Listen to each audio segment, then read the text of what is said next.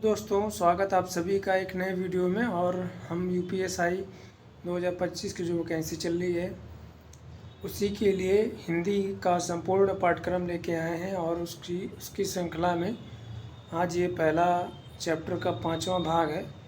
और पहला भाग और दूसरा, तीसरा, चौथा आप लोगों ने नहीं देखा है तो आप लोग देखिएगा ज़रूर।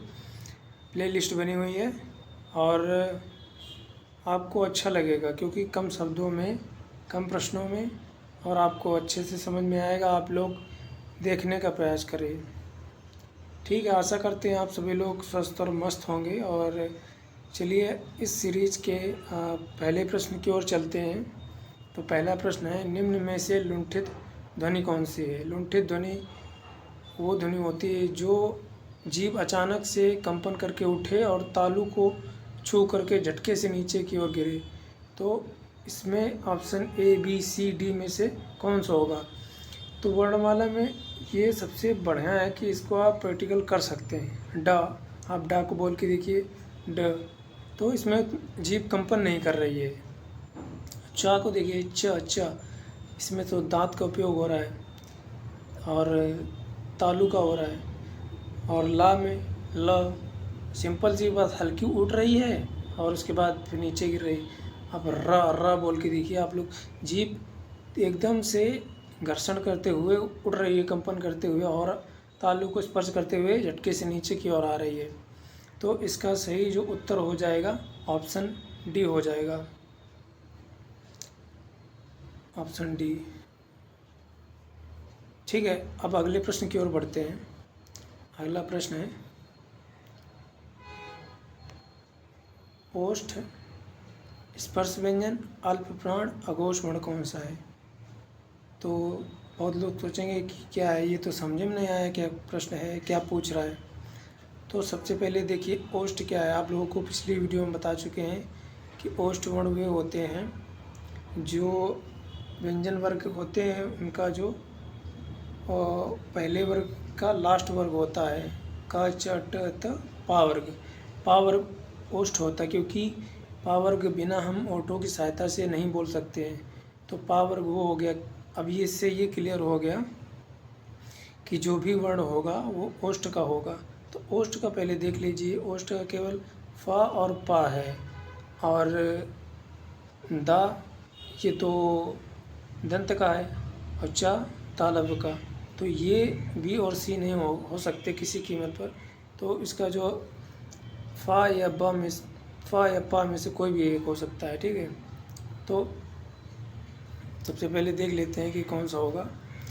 तो अब उसके बाद ओष्ठ तो हो गया कि हम कंफर्म हो गया हमको कि ए और डी में से कोई भी हो सकता है, ठीक है।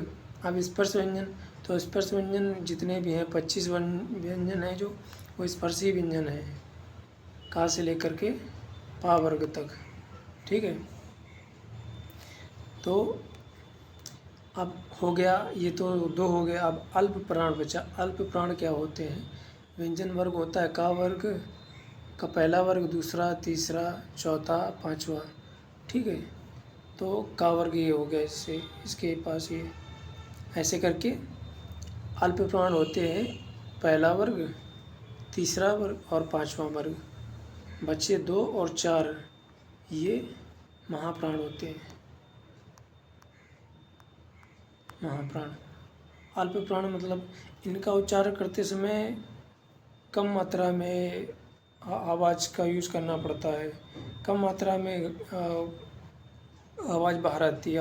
और महाप्राण जो होते हैं इनके उच्चारण में ज़्यादा जोर लगाना पड़ता है, इनके उच्चारण में। तो आप लोग प्रयोग करके देख सकते हैं क्योंकि क सिंपल बोल दिया क, फिर उसके बाद आ गया ग, फिर उसके बाद पांचवा था ङ।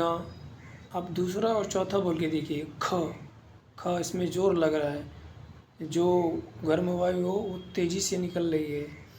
और दूसरा और चौथा था क, ख, ग और घ, इसमें घर्षण हो रहा है। तो अल्प प्राण आप लोगों को समझ में आ गया।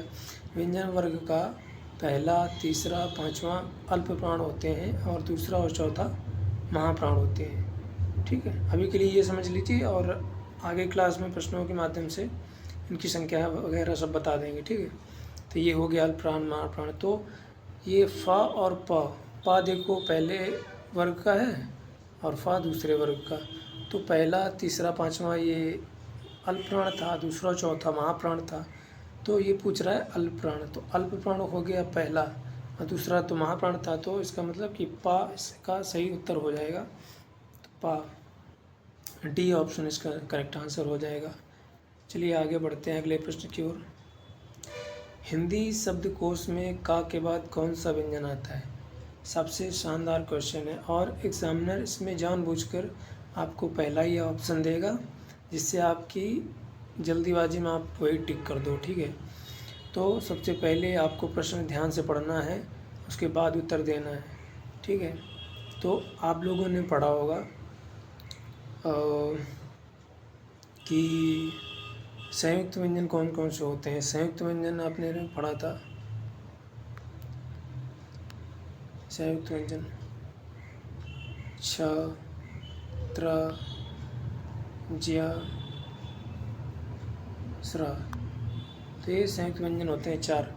तो अब ये बनते किससे हैं, किस वर्णों के योग से बनते हैं। और एग्ज़ाम में सवाल ऐसे भी पूछ लेते हैं कि जब स्वर रहित व्यंजन स्वर सहित व्यंजन से मिलते हैं तो किन वर्णों का निर्माण होता है।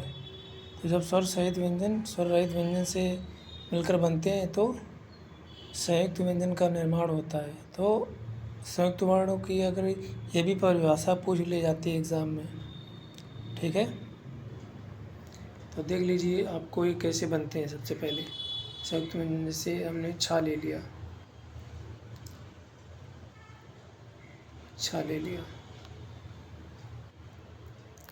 छा। तो छा केवल आप लोग बोल के देखिए, छा तो आ रहा है, इसमें आ भी आ रहा है स्वर। तो जितने भी व्यंजन बनते हैं वो बिना स्वर की सहायता से बन ही नहीं सकते हैं। तो इसमें क और श, का और शा हो गया, ठीक। तो का और आ ये व्यंजन बना है, बिना स्वर की सहायता से नहीं बन सकता है। का ये देखो व्यंजन हो गया। अगर व्यंजन बना है तो उसके नीचे हलंत आ जाएगा, तब आपको पता चलेगा केवल व्यंजन है ये। और अगर सिंपल ये अगर का बना है, का, तो इसमें आप लोग जान लीजिए कि इसमें स्वर भी है साथ में, ठीक है। तो का और छा के बाद, का के बाद कौन सा व्यंजन आता है, देखो का शा मिलके छा बनते हैं, ठीक। तो का के बाद क्या आ जाएगा, छा आ जाएगा, छा। तो हिंदी शब्दकोश में का के बाद कौन सा व्यंजन आता है? ऑप्शन सी इसका करेक्ट आंसर हो जाएगा। अगले प्रश्न की ओर बढ़ते हैं। निम्न में से कौन सा वर्ण घोष है? तो ये देख लीजिए, घोष और सघोष या फिर अघोष या घोष या घोष क्या होते हैं। देखो सबसे पहले होते हैं सघोष, छोड़ो पहले इसको देखो, सबसे पहले लिखते हैं अघोष और इधर सघोष, या इसको बोल सकते हैं घोष, ठीक। तो अघोष भी होते हैं व्यंजन वर्ग। अभी आपने पढ़ा था पिछले प्रश्न में 1 2 3 4 5 जो व्यंजन वर्ग होता है उसका पहला दूसरा वर्ण अघोष होता है और तीसरा चौथा पांचवा ये सघोष होते हैं, ठीक। इनके उच्चारण में कम श्वास वायु बाहर निकलती है अघोष, और इनके उच्चारण में श्वास वायु ज़्यादा बाहर निकलती है, गर्म वायु बाहर निकलती है। ये घोष के साथ में आवाज़, भारी आवाज़ के साथ में अब इनका उच्चारण किया जाता है। तो पूछ रहा है अघोष ये घोष पूछ रहा है, तो घोष तीसरा चौथा पाँचवा वर्ग का आप लोग इसमें व्यंजन देख लीजिए। टा जो है, टा ये तो पहले वर्ग में आता है, और का भी पहले वर्ग में आता है, ता भी पहले वर्ग में आता है, और माँ, माँ आप लोग दीजिए ये पाँचवें वर्ग में आता है। तो इसका जो आंसर हो जाएगा वो माँ हो जाएगा करेक्ट आंसर। ठीक, चलिए अगले प्रश्न की ओर बढ़ते हैं। ला और सा का उच्चारण स्थान कहाँ से होता है? तो आप लोगों ने अभी उच्चारण स्थान पढ़ा था पिछले प्रश्नों में, आज चौथी या तीसरी क्लास में था। आप लोग वीडियो देख लीजिए जाकर, उसमें पता चल जाएगा।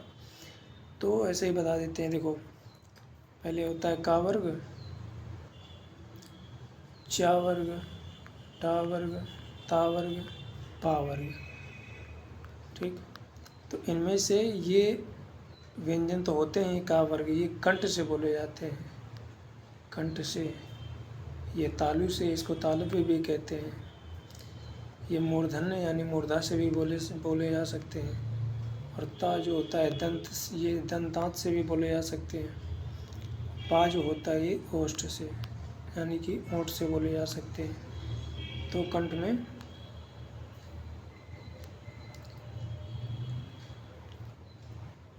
कंठ के लिए क्या होता है, का वर्ग में कंठ होता है।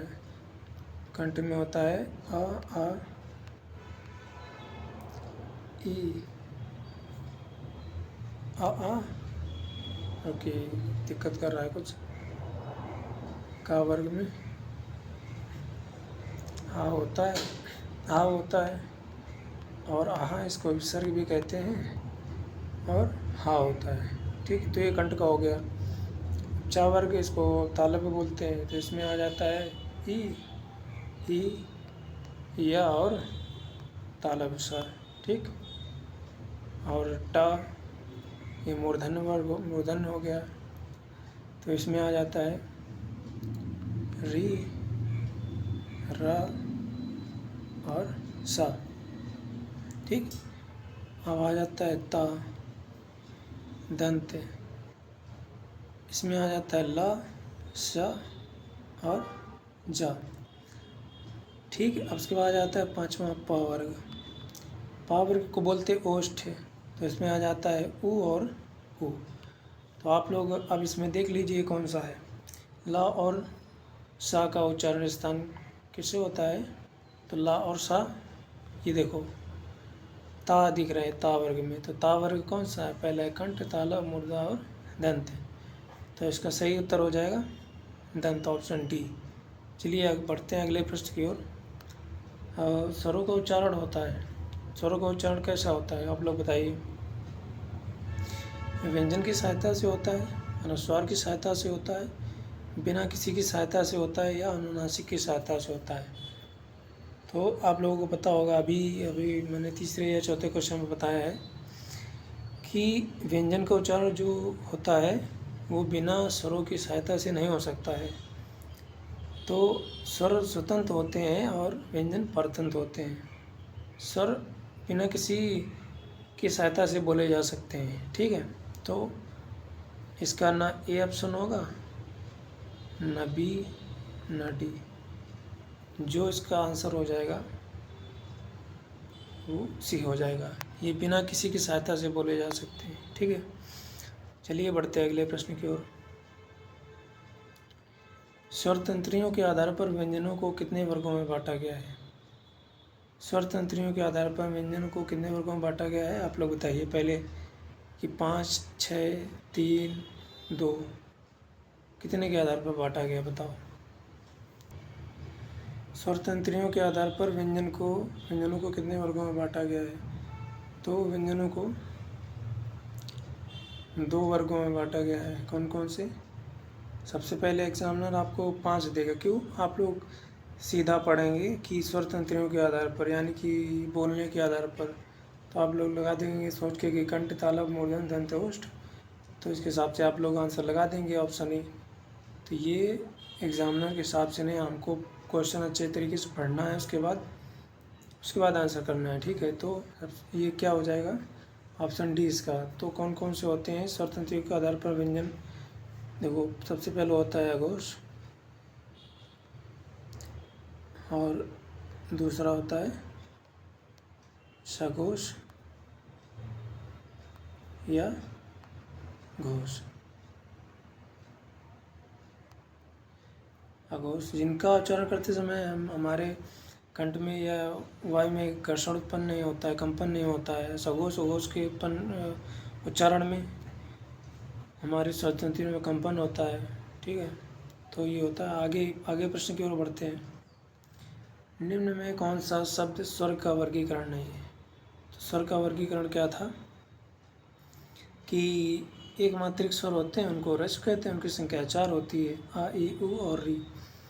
और एक मात्रिक और द्विमात्रिक जो होते हैं उनको दीर्घ गुरु स्वर भी कहते हैं, उनकी संख्या 7 होती है। और एक होता है त्रिमात्रिक जिनको हम प्लुत कहते हैं। ठीक है, तो 3 थे। पहला था ह्रस्व और प्लुत और संयुक्त स्वर भी होते हैं। संयुक्त स्वर आप लोग बताया था ए ऐ ओ और ये संयुक्त स्वर है। ठीक है, द्वित्व नहीं होता है। ठीक है, तो इसका जो सही आंसर हो जाएगा ऑप्शन डी। ठीक है, चलिए बढ़ते हैं अगले प्रश्न की ओर। सभी महाप्राण वर्णों वाला वर्ग कौन सा है? अभी आपको बताया पिछले प्रश्नों में कि अल्प प्राण कौन से होते हैं, महाप्राण कौन से होते हैं। अल्प प्राण वे होते हैं 1, 3, 5 व्यंजन वर्ग का पहला तीसरा पांचवा वर्ण, और ये होता है अल्प प्राण, दूसरा और चौथा महाप्राण। तो दूसरा और चौथा वर्ण इसमें कौन कौन से हैं आप देख लीजिए। चा जो पहला वर्ग का है, ट त प, ये तो नहीं हो सकता, ये तो महागलत है। ग ज ड़ द, तो ये तो तीसरा वर्ग का है, ये भी गलत हो जाएगा। प न म क, पा तो पहला है, ना पांचवा है, माँ पांचवा है, का पहला वर्ग है, तो ये तो हो नहीं सकते कभी। तो खा दूसरा है और घा चौथा है, फा दूसरा है, भा चौथा है।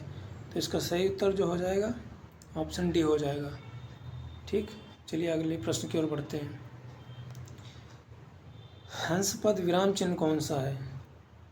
हंस पद क्या होता है कि जब किसी पंक्ति को या कोई भी वाक्य या शब्द लिखते समय त्रुटि हो जाती है या त्रुटि या कोई शब्द छूट जाता है, उसको इस तरह लिख देने से फिर उसके ऊपर वही शब्द लिख देते हैं जो भी लिखा हो, तो उसके लिए हम हंस पद विराम चिन्ह या काक पद भी कहते हैं। तो इसका साइन जो होता है ये होता है ऊपर की ओर। ऑप्शन डी इसका करेक्ट आंसर हो जाएगा। ठीक है, तो आज के प्रश्नों की श्रृंखला यही रही और अगले अब अधिकतर तो वर्णमाला का तो हो चुका है और अब विराम चिन्ह करेंगे अधिकतर। तो अगली कक्षा में विराम चिन्ह पर ज़्यादा प्रश्न आएंगे। और आप लोगों को क्लास कैसे लगी आप लोग कमेंट में ज़रूर बताइए। और वीडियो देखने के लिए आप लोगों का बहुत बहुत धन्यवाद।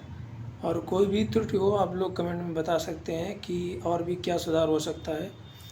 तो आज के लिए इतना ही, मिलते हैं अगले वीडियो में अगले प्रश्नों की श्रृंखला के साथ। धन्यवाद।